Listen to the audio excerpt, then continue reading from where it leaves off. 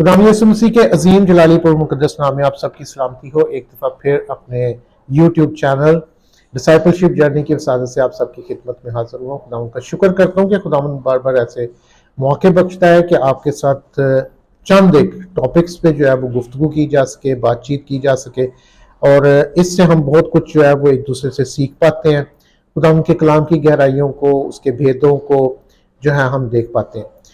आज जिस बात पे मैं आप सबके साथ गुफ्तगू करने को हूँ, और मैं जरूर चाहूंगा कि आप उस पर जरूर कमेंट जरूर कीजिएगा अगर वो बातें आपको अच्छी लगें, और अगर वो बातें आपको अच्छी ना लगें या आप उसके ऊपर कोई राय देना चाहते हैं, मेरी इस्लाह करना चाहते हैं, तो बिल्कुल ओपन है कमेंट बॉक्स। आप उसमें जरूर कमेंट करें ताकि हम मिल के इसको बेहतर तौर पर सीख सके, जान सके। अक्सर औकात जब हम खुदावंद के कलाम की बात करते हैं और बहुत सारे लोगों से गुफ्तगू करते हैं, तो वो ये कहते हैं कि अगर हम उनके साथ कहीं पर कलाम से हटकर दुनियावी किसी मिसाल को कोड करें या दुनिया के हालात की बात करें, तो वो कहते हैं कि बाइबल तो ये अपनी जगह, लेकिन दुनिया की पॉलिटिक्स और उस पर जो कुछ हो रहा है उससे हमें क्या लेना देना। लेकिन इस किताब की खूबसूरती ये है कि ये बना आलम से, यानी जब से दुनिया बनी है उस वक्त से लेकर और जब तक इसका इख्तिताम नहीं होना तब तक की तमाम बातों को ये कलाम जो है इन 66 किताबों में कवर करता है। इसी तरह हमारी सराउंडिंग पे जितनी हैपनिंग्स होती हैं, जितनी चीजें होती हैं, वो सब कहीं ना कहीं हमारे बिलीव्स को, हमारी प्रैक्टिसेस को, हमारी बातों को जो है इफेक्ट करती हैं। इन दिनों जो है सोशल मीडिया के ऊपर बहुत ज्यादा जो है वो पास्टर साहबान कह लें, पादरी कह लें, खद्दाम, एक जैसे मैं पहले भी बताया था एक नया लफ्ज आया, पहले खादमीन कहते थे, अब खुदाम हो गए। उनके मुतालिक जो है बहुत सारी गुफ्तगू जो है हो रही है, और मैं ये नहीं कहूंगा कि ये बहुत अच्छी बात है, लेकिन मैं ये भी नहीं कहूंगा कि ये बहुत बुरी बात है। ये एक ऐसा टॉपिक है जिसके ऊपर मैं ये कहता हूँ कि इतनी मुखालफत गुज़िश्ता शायद एक सदी या इससे भी पिछले का पूरा टेन्योर लगा लें, जिसमें हमारे एशियन और स्पेशली अगर हम सब कॉन्टिनेंट की, क्योंकि हम अपनी उर्दू लैंग्वेज के अंदर बात कर रहे हैं और हिंदी स्पीकिंग जो है वो भी इस बात को समझ सकते हैं, सुन सकते हैं, तो वो लोग जो है वहां पर हमारे जो चर्च लीडर साहिबान हैं उनके मुतालिक बहुत सारी बातें जो है हमें सुनने को मिल रही हैं, और ऐसा कभी नहीं हुआ था। और गुज़िश्ता एक लंबे अरसे से जिस बात से डराया हुआ था कि तुम खुदा की आंख की पुतली को छेड़ देते हो, अब लोग उससे हटना शुरू हो गए। अगर दुनिया सोशल मीडिया पर रिफॉर्म्स आ रही हैं, बहुत सारे मुमालिक के अंदर पॉलिटिकली फ्रीडम ऑफ स्पीच का इजहार जो है वो ओपन होता जा रहा है, लोग अपनी मर्जी से अपना लाइफस्टाइल जीना चाह रहे हैं, डाइवर्सिटी, इक्वालिटी की बातें की जा रही हैं। सेम लाइक आज हम देख रहे हैं कि कलाम मुकद्दस में भी, यानी कि चर्च लीडर या कलीसिया में भी ये रुझान जो है बहुत तरक्की पा रहा है। और उसमें मैं समझता हूं कि ये रुझान इसलिए तरक्की पा रहा है कि जो कि इंतहाई शर्मनाक बात है। अगर हम अपने कॉन्टेक्स्ट में बात करें तो आज से शायद 20-25 साल पहले अगर 90 तक हम आए, तो उस दौरान तक हमारे जो चर्च के खादमीन थे उनकी एक ऐसी खूबसूरत रिस्पेक्ट थी, ऐसी उन्होंने इज्जत बनाई थी कि पहली तो बात है कि उनकी गवाही या उनकी बात को हरफ आखिर समझा जाता था।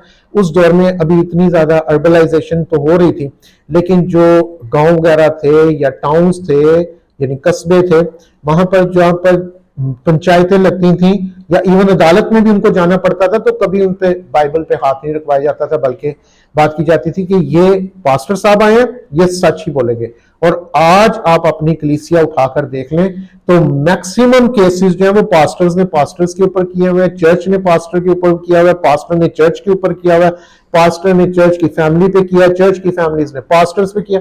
फिर किस बात के लिए रो रहे हैं कि आज अगर गर्दन पकड़ी जाती है, आज बुरा भला कहा जाता है, बड़े बड़े नाम लेने शुरू करें तो लंबी लाइन है, भरे पड़े हैं, और यहां पर कुछ करते हैं, पैसा इकट्ठा करते हैं, बाद में अमेरिका, यूरोप, कनाडा भाग जाते हैं, और वहां से जनाब फिर अपने आप को यही शो करने, सब ऐसे कर रहे हैं।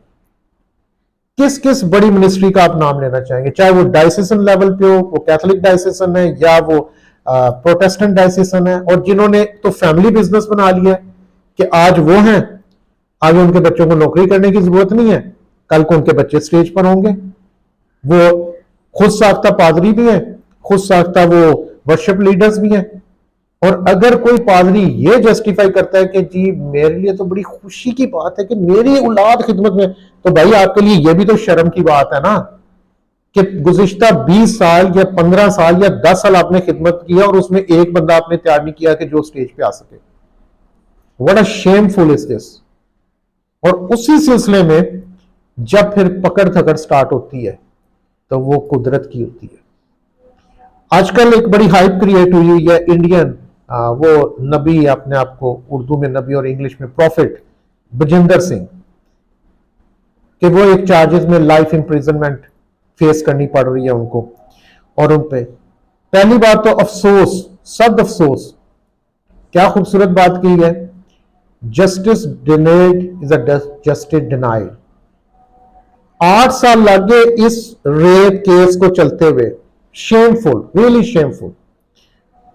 दूसरी बात, मैं इसके ऊपर मेरा कोई, शायद आप जितने भी मेरे व्यूअर्स हैं और जो देखते हैं, मैं कभी भी ऐसे नहीं बनाता वीडियो क्योंकि मुझे पसंद नहीं है, लेकिन अब मैं सोचता हूँ कि जरूर करने चाहिए। और उसमें मैं बहुत सारे पास्टर्स को देख रहा था जिन्होंने बनाए, और मैक्सिमम पास्टर या तो हनी ट्रैप में फंस गए हैं तो या फिर उन्होंने किया है। व्हाट इज दिस यार। खुदा ने हमें एक क्लियर कट बात कही है, डिसर्नमेंट, रूह का इम्तियाज। अगर आपके पास वही नहीं है, आप एक जजमेंट दे नहीं सकते कि तुम्हारा कलाम हाँ की जगह हाँ और ना की जगह ना, तो बेहतर है वीडियो ना बनाओ।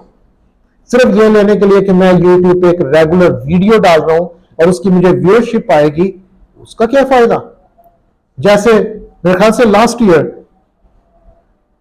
एक बहुत बड़े खादम है पाकिस्तान के, अपने आप को बहुत आलम फाजल कहते हैं, जमील नासर, कुर्बानी के गोश्त पे बात कर रहे हैं और एट द एंड 1 घंटा 10 मिनट का वीडियो करने के बाद आपकी मर्जी आप खाएं या ना खाएं। What is this. You have to be specific. Bible आपसे स्पेसिफिक बात करती है। सेम अब वापस आता हूं उस प्रॉफिट बजिंदर पर। तो मेरी नजर में चूंकि वो क्लेम करते हैं, और उनके साथ अंकुर वगैरह और इस तरह की और बहुत सारे हैं जो प्रॉफिट्स हैं, और आप कभी उनकी मीटिंग्स देखें, उनकी मीटिंग्स ऐसी हैं जैसे अनवर फजल की, रेचल की मीटिंग्स पे डांस पार्टियां होती हैं और ये सारे लोग होते हैं, और आज वहां की कलीसिया कहां खड़ी है और सेम इंडियन कलीसिया कहां खड़ी होगी। कितनी को अच्छी इंडियन कलीसिया, कितने को वो बाइबलें लेकर जाते हैं, कितना को वो कलाम को पढ़ते हैं, कितने को वो इन डेप्थ में है। आप अगर ये कहते हैं मैं कन्वर्जन कर रहा हूं, तो कन्वर्जन करने के बाद सबसे बड़ी चीज होती है डिसाइपलशिप करना, ना कि उनमें प्रोफेसीज करना, ना कि उनसे चंदे इकट्ठे करके ये क्लेम करना कि मैं आपके लिए प्रोफेसी कर रहा हूं, ना कि और मैं एक बड़ा चर्च बनाऊंगा। ये नहीं होता। पॉल की मिसाल है, पॉल ने क्या किया, चर्च प्लांट किया। आप उन लोगों से मिले, उनकी जिंदगियों को देखें जो डिसाइपलशिप करते हैं, लेकिन वो लोग बहुत कम होंगे, वो बहुत मुख्तसर लोग होंगे क्योंकि वो खिदमत कर रहे होंगे। आपको ड्रामेबाज पसंद है। ड्रामेबाज वो हैं जो अपने आप को बड़े बड़े पादरी कहते हैं, ये इधर से बदरू उधर कर दी, उधर से इधर कर दी, और फिर कुछ नहीं हुआ, और अगर कोई ठीक नहीं हुआ तो कह दिया आपका ईमान नहीं था, और अगर कभी कोई गलती से ठीक हो गया तो तालियां आप लेनी मजबा ली। उनकी कई प्रोफेसीज, अगर आप उनके वीडियोस देखें तो कई प्रोफेसीज उनकी गलत साबित हुई है। पहली तो बात है, प्रोफेसी कभी गलत नहीं हो सकती अगर वो खुदा की तरफ से है, क्योंकि अगर खुदा की कही हुई बात गलत है तो मेरा और आपका फेथ क्या है, मेरा और आपका इस कलाम के ऊपर कहां ईमान आएगा कि यार वो तो बात ही गलत कर गए। और वो इस तरह की बहुत करते हैं। और फिर जब ये आया और मैंने कहा चले ठीक है, शायद इसके बाद कुछ, तो मेरी नजर से परसों ही एक वीडियो गुजरा जिसमें उनकी बेटी है, और उनकी बेटी अब स्टेज पर आके कलाम कर रही है और वो प्रोफेसीज कर रही है, और she is just I think teenager होगी, मुश्किल से टीनेजर होगी, और प्रोफेसी क्या कर रही है। यहां पर PRT नाम के कुछ लोग हैं और वो मालदार होना चाहते हैं और खुदा उनको पैसा देगा, बिजनेस करना चाहते हैं, खुदा उनको बिजनेस देगा। व्हाट इज दिस यार। आपके खुदा इतना प्रिसाइज नहीं है कि वो नाम लेकर आपको बताए ये कौन सी प्रोफेसी है, ये कौन सा मजाक हो रहा है। और अगर उसकी बेटी ये मजाक कर रही है तो खुद सोचे कि बजिंदर कितना बड़ा मजाक होगा। और खुदा कभी ऐसे माफ नहीं करता। बैजत बतासा, जिमी स्वैगर, डॉक्टर पॉल योंगेचो, और इसके अलावा बहुत सारे, पाकिस्तान में बहुत सारे ऐसे केसेस हैं। वो पाकिस्तान का तो कानून अच्छा है कि वहां पे आप करोड़ों रुपया दें और उसके बाद कानून आप अपने हक में फैसला करवा लें, पीछे से रिपोर्ट्स चेंज करवा दें। Otherwise there are so many cases. So when you play with the God, God loves to play with you. वो आपसे खेलना पसंद करता है। इसीलिए उसने कहा है कि झूठे नबी, हमने तेरे नाम से नबूवत नहीं की और तेरे नाम से बदरुओं को नहीं निकाला और तेरे नाम से बहुत से मौजे नहीं दिखाए, उस वक्त मैं उनसे साफ कह दूंगा कि मेरी कभी तुमसे वाकफियत ना थी। आए बदकार रो, मेरे पास से चले जाओ। ये काम करने के लिए तो बहुत सारे, वो क्या कहते हैं, तांत्रिक बाबा भी बैठे हुए और वो भी बता देते हैं आपको। पर डिफरेंस क्या है वो जानना पड़ता है। अगर आप ये समझते हैं, सबसे बड़ी ताकत कलाम है, और अफसोस कि आज कलाम हमारे अंदर नहीं है, इसलिए हमें पता नहीं चलता। और फिर जब ऐसे झूठे लोग पकड़े जाते हैं तो फिर हमें लगता है कि ये हमारी मसीहत पे गैरत है। भाई गैरत उस वक्त खानी थी, गैरत उस वक्त खानी थी जब इसका मजाक बनाया जा रहा था। गैरत उस वक्त खानी थी, उस वक्त तो गैरत नहीं खाते, उस वक्त तो इंजॉय कर रहे होते हैं क्योंकि सस्ती इंटरटेनमेंट मिलती है वहां पर। खुदा के लिए मजाक बनती हैं चीजें, लेकिन वो मजाक नहीं है। उसने कहा फ्रेब ना खाओ, खुदा ठट्ठों में नहीं उड़ाया जाता। जो कुछ आप बोते हो, आदमी जो कुछ बोता है वही काटेगा, और वो अपनी बातों में गलत नहीं है। खुदावंद आप सबको बरकत दे और मुझे और आपको बेहतर तौर पर सीखने का फजल बख्शे। और मेरी आपसे रिक्वेस्ट है कि आप जरूर मुझे कमेंट करके बताइएगा। ये मेरा, I am very clear with that, because कि उनकी जितनी मैं पास देखूं, जो मैंने उनकी लाइफ में जो वीडियोस, मैंने बहुत सारी नहीं देखी, लेकिन जो मेरी नजरों से गुजरी हैं, और उनकी तरह और तमाशे, मैं उनको तमाशा कहूंगा, जो और ड्रामे करने वाले, बड़ी बड़ी मीटिंग्स करके प्रॉफिट क्लेम करने वाले हैं, they are doing the same. एक इनकी रोया बदलती है, एक इनकी नबूवत बदलती है, और मजाक किसका बन रहा है? कलाम का। तो कलाम का कोई मजाक नहीं बना सकता, वो अपनी गैरत खानी जानता है। खुदावंद आप सबको बरकत दे और मुझे और आपको बेहतर तौर पर कलाम में अपनी जड़ों को मजबूत करने का फजल बख्शे। God bless you. और अगर हो सके तो इसको मजीद आगे शेयर कीजिएगा ताकि लोग लाइक करें और सब्सक्राइब करें। Thank you very much. God bless.